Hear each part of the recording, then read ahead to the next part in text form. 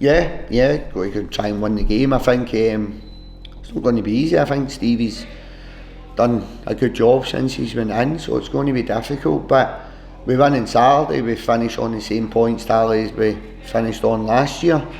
I think at this point we're won one more game this season than what we did last year, Dave. I think it is. I think we're on 13 wins this year. We're on one more home win than what we did last year, but last year was a fantastic season. So it's trying to put it all into perspective. We can't finish any lower than 8. There's an opportunity to finish 7th, but I'm at peace with all that. It's just about going out and trying to pick the 3 points up on Saturday, and if we finish 7th, we finish 7th, if we finish 8th, we finish 8th. Good start, decent start, really happy with the start. We've not been at our best since probably January onwards, but we've still picked up points. The main objective is staying in the Premier League, and we've done that quite comfortable this year.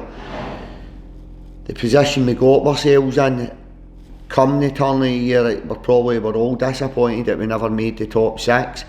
But again, we went into the last game of this before the split match day 33. If we won, we'd have went top 6. That was the same last year. So I think, putting into perspective, taking the emotion out of it, I think I've got to take my hat off to the players and staff at the club, because they've kept us in the Premier League for another season, which has never been done in Livingston's history. So that shows you how big an achievement that is.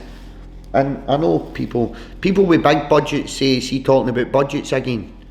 Budgets are huge in football, huge, and I'm a great believer, and I've spoke to others who've been in similar positions to mine in terms of budget. You probably should finish in and around your budget. We punch above our budget every single year. That's 9th in the first year, top 6 next 2, and missed out in the top 6 in match day 33 the last 2 seasons. So I think it's important that I get that detail in there. So as much as we're disappointed and we never got the top 6 again this year, I think I've got to give huge credit to the staff and players at the club for Premier League survival. Sunday, is that emotional part's probably disappeared for me.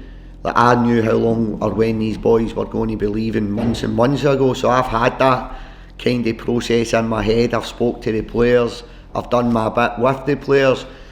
I'm very much about looking forward. So Saturday I'll thank certain players in the change room, and I don't mean it as very, very quickly. My focus will turn to the players that are going to be here next year in Livingston Football Club. So, but I've had the opportunities to thank the players individually, maybe over the last 6 months. I've came to terms with who's going to be here, who's not going to be here, well before Sunday's game. So I'm very big in what I can affect and what I can control, and once that final whistle goes, I'll give them a wee handshake, give them a wee cuddle, tell them I'm always going to be there for them in their career, and thank you for everything they've done at Livingston Football Club. No, it's extremely slow. Finances are, if I'm honest, I've got to cut. The club's cutting its costs by around £400,000. There's different ways to do that. We can increase the turnover. So if you increase the turnover by £200,000, the costs that you need to cut are slightly less. So we're going into a tricky season. This is going to be the most difficult season I've had as a manager in the Premier League. I'm under no illusions I need to lose £200,000 out of the first team budget. Unless there's some local companies want to come in and put some investment into the club. But I need to cut the budget. There's going to be a few changes. We need to run with a smaller squad. So it's going to be a difficult season. The recruitment's been challenging, shall we say. But I believe in what I can do. I've got my own self-belief. I believe in what we can do when we bring players into the football club in terms of the processes and the staff we've got at the club, when we make players better. And it's my job to make sure we're competitive, whatever that budget is, whatever the budget is. It's up to me to make sure we're competitive going into next season. Probably it's the season's so short, we're getting extended this year by 2 weeks. Personally, for me, I would rather have went at the split and went Saturday, Wednesday to give the boys the mid-May type scenario. albeit we've played Saturday this week. You're coming to the end of May and you're going to have a competitive fixture on July the 15th. The boys need 4 weeks off. It's in their contracts, it's legally in their contracts, but I do think some of them need it. So for me, we'll not even get away, it's part of the budget cuts this year. There's roughly, it'll cost you £40,000-50,000 to get away in the summer trip, and that's a low budget trip. Some managers will be sitting reading that and going, how do you get away for that?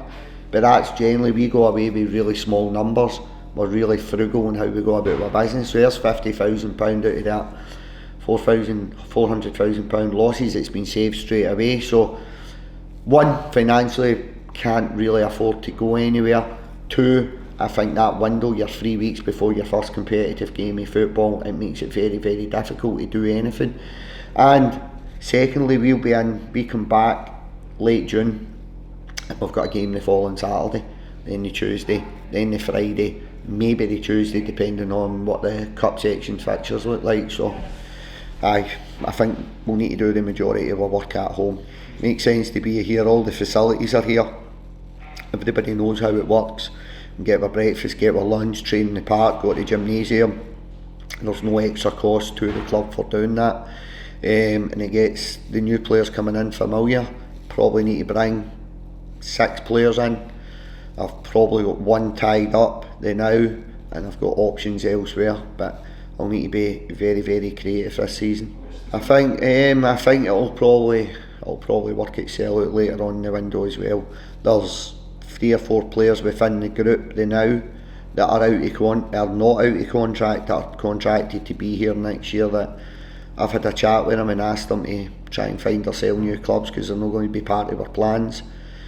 I think that's important. I think you've got to break the news to players and give them the opportunity to try and find a club, rather than they're coming back pre-season and you're telling them they're not going to be in your plans. So again, the work that I'm going to be allowed to do is going to be dictated slightly by the players that are either going to be leaving the club in terms of the out of contracts, or moving 3 or 4 of the contracted players on. I'm not going to say who they are, but I've had the conversations, so that's going to have an impact to my recruitment and when I can bring bodies into the football club.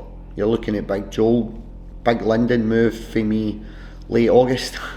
Late August, that's something that's not as a good bit of interest in Joel, but I don't control that interest. It's not within my parameters to make that happen, so we'll be dictated by other clubs and other players in terms of players finding new clubs from Livingston, and maybe other clubs coming in with offers for my players, so that's going to dictate really my recruitment.